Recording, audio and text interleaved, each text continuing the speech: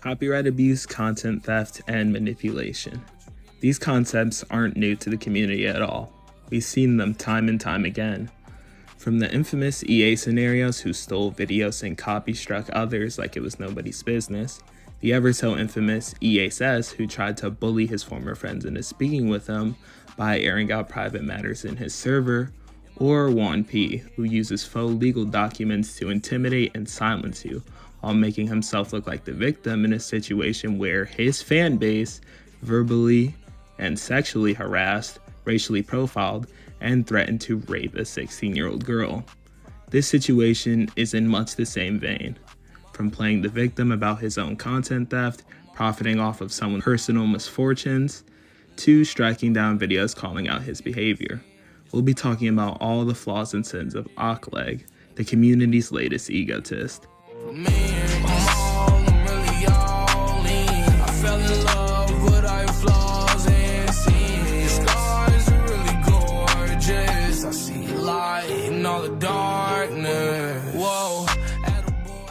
Now, because of the nature of this situation, I'm gonna have to put in a few disclaimers.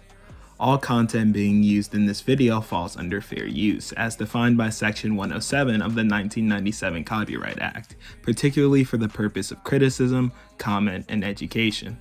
The content being used is also transformative, which allows it to be protected under fair use. Under American copyright law, which I am adherent to, all content I use in this video I have the full legal right to.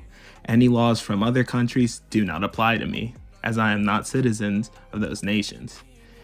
Anyway, to give a little background in case you haven't been made aware of the newer generation of creators, Ocleg is a British EAS YouTuber who began uploading back in 2023, who came to be known for being one of the few creators in the EAS scene who primarily focused on US-based scenarios, mostly involving his homeland of the United Kingdom. His very first scenario, however, was actually US-based, like many others. Uploaded on April 23rd, 2023, named Rising Heat, which involved the sun moving closer to and engulfing the earth. Wonder where I've heard that before. Despite these less than original beginnings, people liked what they were seeing, and Ocleg continued to gain a decent amount of views, steadily growing himself an audience.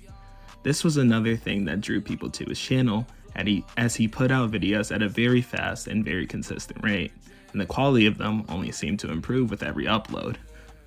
It got to the point where Ocleg was being compared with some of the major players of the scene, such as his fellow Englishman Harvester, due to both focusing on the more analog horror side of EAS. Though many seem to think that this was less inspiration between common folk and more direct plagiarism. Still, Ocleg wasn't a name that made you roll your eyes when you heard it just yet. As a matter of fact, he was about to make his big break with his scenarios like The Sun Vanished and Black Hole Announcement, both of which bringing him great acclaim, and also some scrutiny. See, there was discussion about that latter scenario and its similarity to another creator's work, that being Radioactive Girl 00. Yeah, not actually Harvester this time, as a year prior to Ocleg, Radio uploaded a scenario called 1990's Black Hole Broadcast, in which a black hole spotted in the end of the Kuiper Belt was on a direct collision course with Earth. This began ringing some alarm bells, but less because of the similar subject matter. After all, black hole scenarios are a dime a dozen in this community, but because of the actual contents of the video. The script and sequence of events in Ocleg's Black Hole Announcement were scarily similar to Radio's, with some parts being nearly word for word. The only notable difference was a differently colored background between some of the scenes, and the British national anthem not being accompanied by a countdown timer in Ocleg's scenario like it was in Radio's. This, accompanied with his debut scenario Rising Heat just being a less polished and shorter version of Radio's scenario of the same name, as well as the frequency of his upload schedule, began sparking conversation as to whether or not Ocleg's content was entirely original, or whether or not something was happening under the surface here. This continued into 2024 and 2025 as content continued to be tuned out at frenetic paces, over time becoming increasingly more derivative.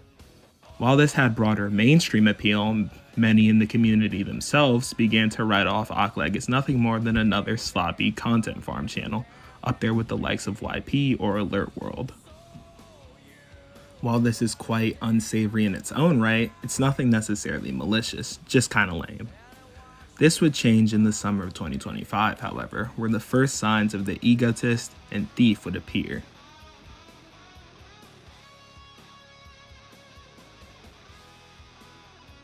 Sometime in late June of 2025, Ocleg became embroiled in controversy surrounding two fellow British creators, AES TV and Warning Wave EAS, hereafter referred to as WW. This was surrounding Ocleg's seemingly rip-off of EAS TV's analog horror shorts illegal service on the dark web, as well as WW's fictional UK warning system, the Crisis Broadcasting Service. AES TV would leave a comment on Ocleg's video mentioning it without accusing him, merely asking if he took inspiration. WW, on the other hand, was far more direct, calling out Ocleg in a community post and asking for him to remove it. Ocleg's response to this? Wasn't exactly the greatest. He made a now deleted community post addressing it, though without naming names, and denied all the accusations levied against him by the two, spinning the narrative as just drama and feeding into the idea made by some of his defenders that the controversy was only started out of jealousy. Keep this in mind, you'll notice this tactic being used later. Despite Ocleg's hostility, the two didn't respond in kind, simply reiterating that they didn't even necessarily want him to quit using their content, just to give them the proper credit whenever he took inspiration or used their content. Eventually, Ocleg would upload a video called Addressing the Allegations, where he seemingly owns up to his wrongdoing.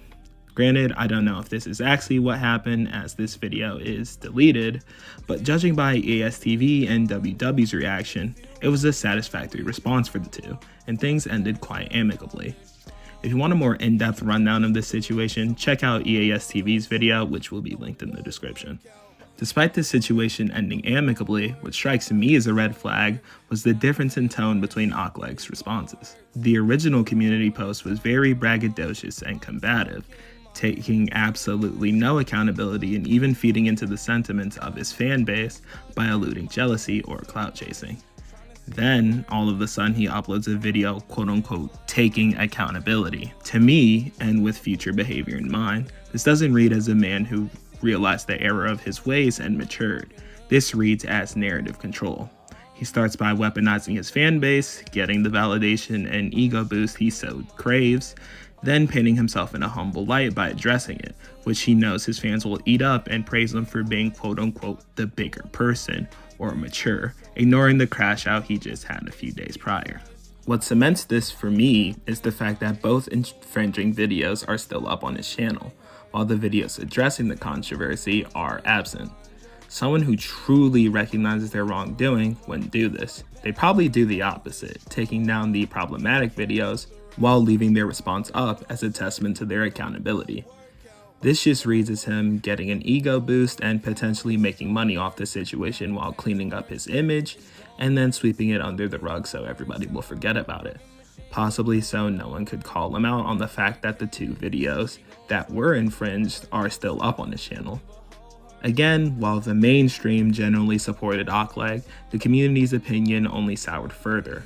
Still, he weaseled his way out of it, and the controversy faded out of the public consciousness. That is, until...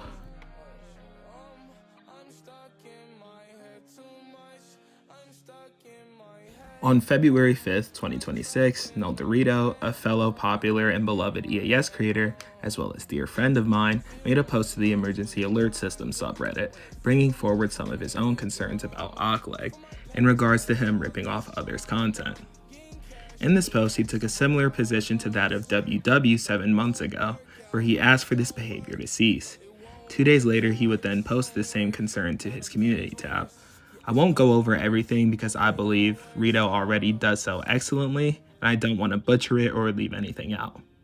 Now, Ocleg would not try and let this situation fizzle out and sweep it under the rug, as I thought he would when I initially saw this unfold. This is likely because Rito is a big channel and has significant love in the community, so it's a lot harder to ignore, albeit he is 3 times smaller than Ocleg, so it's not out of the realm of possibility. He'd upload his response on February 8th, which is what I'll cover in this section. Already we see many of the same tactics used when he was under fire 7 months ago being used here, such as framing the situation as drama to downplay it, as well as the thumbnail having a very hyperbolic quote with emphasis on the word "end."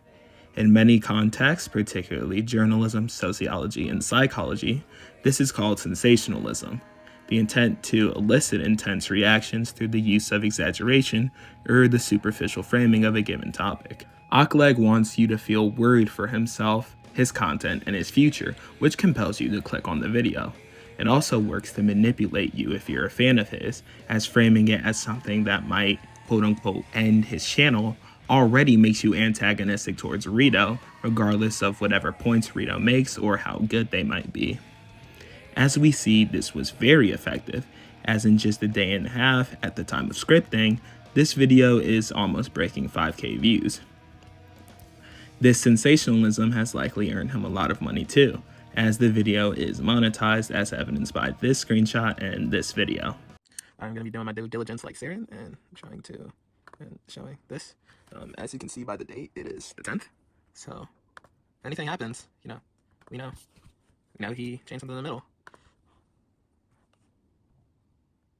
Is monetized. Yep. Going forward, I'll reiterate that all use of content not directly owned by me in this video or given express permission still falls under fair use. Any attempt at taking this video down is copyright abuse, which violates YouTube's terms of service, and the US Digital Millennium Copyright Act, which, depending on the severity, is a felony. I am well within my rights to use the content featured in this video and will not back down should a takedown be issued. Now that we've all gotten a reminder, let's analyze the response itself. For the sake of safety, I won't be showing any actual clips in here just in case Ocleg pulls something, but I will have references and timestamps with my claims, as well as some quotes and transcriptions. One thing that immediately struck me as morbidly hilarious was how he starts the video, urging people not to harass the mentioned creators. It's a tactic to make himself look bigger and more like the mature person in the situation, which, as the next section will show, couldn't be further from the truth. From here, he doesn't actually address Rito until halfway through the video. He addresses another creator, MoxCAS. This is very odd considering this video is said to be about NullDorito and his claims, not Mox, which Rito points out in his own follow-up response, link in the description. This was likely done because he knows Rito's claims have far more evidence and substance to them, and thus are a lot harder to talk about, which is why a lot of them he flat out omits, again, as Rito points out. Despite this, I still think it's worth to talk about some of the stuff said in this section, namely how he refers to Mox's content as little or small, while feigning ignorance of his content theft. This one is subtle, especially since he's apologizing during this section, but it's still a passive-aggressive manipulation tactic. Belittling. Like with EASTV and Warning Waves, he's trying to make the concern seem insignificant.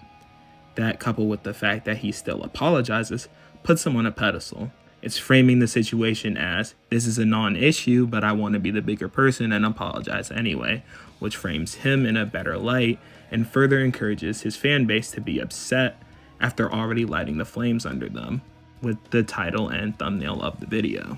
He also feigns part of his actions with the excuse of the community being niche, so overlap of ideas will be common. This one is quite sneaky, I gotta give him credit, because it's true.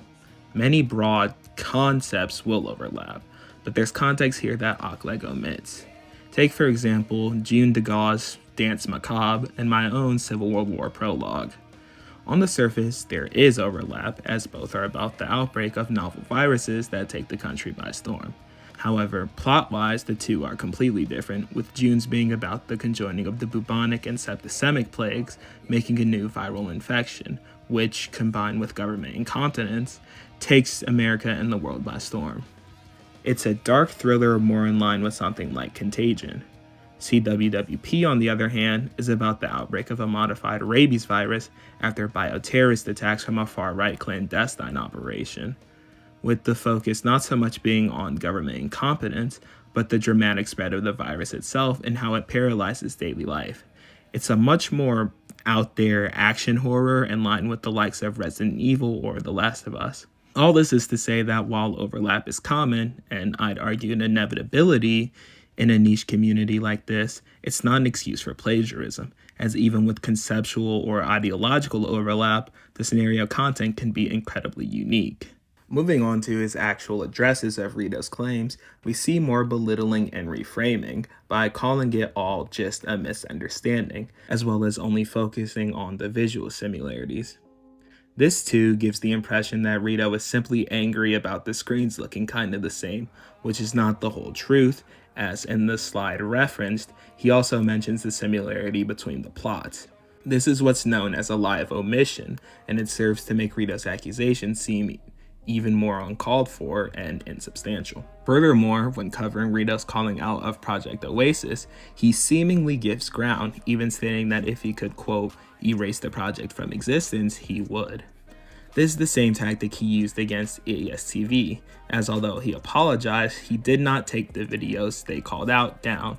He does the same thing when called out about Project Oasis, since, as of the scripting of this video, the video is still up on his channel.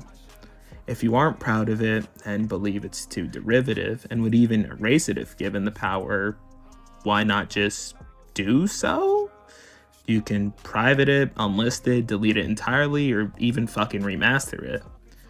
But he doesn't, which again is just to make himself look good while not actually having to take accountability and continuing to rake in the money he makes from it. He then addresses Rito's Ko-Fi allegations, which he basically admits to, but buries this by talking about how blessed he is to have his fans, or the big channel he has, or how his life is going.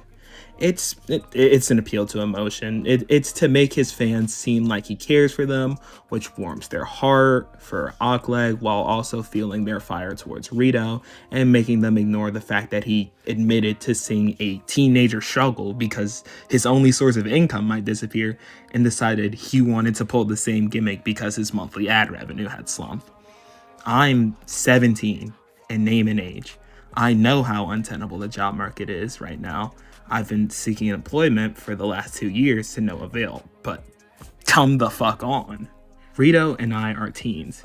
Our only options are like part-time customer service gigs or fucking working fast food. You are an adult, 20 years old. You can go to uni, you can get a full-time job, you can enter a trade. There are better options than fucking making a Ko-Fi the day someone with less opportunity than you and nearly full-on copying their plea for help, word for word. This is genuinely pathetic, lame nigga behavior, and you should be more ashamed of yourself. You are a grown-ass man. He then concludes the video by talking about how the drama has led to him getting banned from Discord servers, which makes it seem like the situation has taken more of a toll on his reputation than it actually did. The only evidence he gives for this, though, is a screenshot from NullDorito server. Gee, I wonder why the guy... I wonder why you would be banned from the server of the guy who you stole content from and is calling you out. Gee, I wonder why you wouldn't be allowed in that server. Again, it's just manipulation. Ocleg is playing you for a fool. He does this even more so when he says people are lumping him in with predators like Clay to make it seem like people are equating the two and make those accusations seem even more outrageous. One, this isn't true. In the context of this situation, Clay, prior to being exposed for grooming, was notorious for having very sloppy, recycled, and content farmy content. Comparing Ocleg to Clay is not calling Ocleg a groomer, nor is it erroneous to do so. Two, this doesn't even come from Rito or his server. It's a quoted message from somebody else's server, something he conveniently leaves out to, again, frame the situation in a way that makes him look like the victim. His entire video was just 12 minutes of lying, false framing, manipulation, and sensationalism. It shouldn't be taken seriously at all, and yet it was. His gullible fans are swallowing it hook, line, and sinker. Even some people I looked up to are falling for it, which is deeply pathetic and genuinely sad to see. Unfortunately, this sorry excuse of response isn't the end of it, as what he does after is so much worse.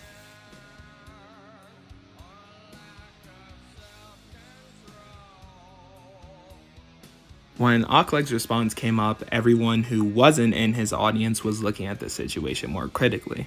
They asked questions, even called out some of the stuff I point out here. What did Ocleg, Mr. Apologizing and Reflecting on Himself, do? He fucking deletes them. Any negative comments or comments not immediately sucking his dick get deleted. Sometimes people even get blocked from his channel, so any future comments they make to call out this behavior don't show up to anyone but Ocleg himself. Rito himself, when responding to the video, got his comment deleted. What happened to taking accountability, Ocleg? I thought that was your whole point, man. Adding on to that, he decided for whatever reason to spin back on EAS TV, with the response video he made 7 months ago getting taken down by a copyright strike directly from Ocleg. All because a screenshot of his video appears for 5 seconds. 5 seconds. Not minutes, not hours, seconds.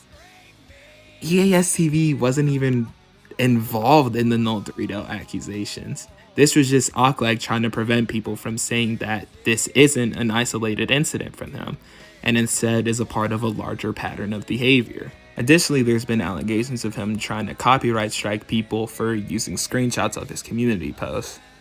However, when EAS TV pushed back, Ocleg fucking folded and released the copyright strike. Niggas really do be fake demons out here, dog. I'm fucking crying. So in the middle of me making this video, Ocleg dropped yet another response video. But I'm honestly not going to go over it much because it's ass. In the beginning, he immediately goes on about how, oh, yeah, I see how this came off as clickbait. I shouldn't have done this. I shouldn't have used Rito's name in the title. And yet he does it again, misspells Rito's name, and yet again doesn't take down the old response. Again, shit I've already covered. We know the drill. There's just 3 new things that I want to bring up. The first is his framing of the situation as simple inspiration. He was just inspired by Rito, inspired by Harvester, which makes him seem a lot more innocent, even though this isn't inspiration, this is blatant plagiarism. 2, and this is the big one that really made me decide to even bring this up, because I wasn't going to bring it up at all at first, but this part really pissed me off, and that was his using his mental health as a shield.